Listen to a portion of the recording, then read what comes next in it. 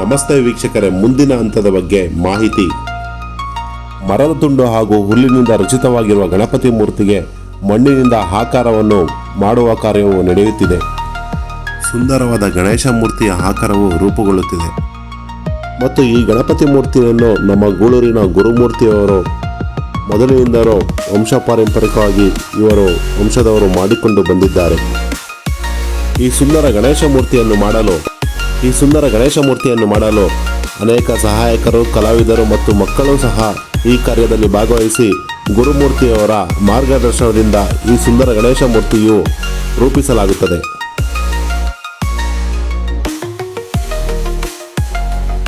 ಸುಂದರವಾದ ಗೂಳೂರು ಗಣೇಶ ಮೂರ್ತಿಯು ಕಾರ್ಯ ನಡೆಯುತ್ತಿದ್ದು ಸದ್ಯಕ್ಕೆ ಈಗ ಅರ್ಧ ಭಾಗದಷ್ಟು ಸಂಪೂರ್ಣವಾಗಿದೆ. ಉಳಿದಿದ್ದನ್ನು ಮುಂದಿನ ಭಾಗದಲ್ಲಿ ತಮಗೆ ಸಂಪೂರ್ಣವಾಗಿ ತಿಳಿಸುತ್ತೇನೆ. ಧನ್ಯವಾದಗಳು.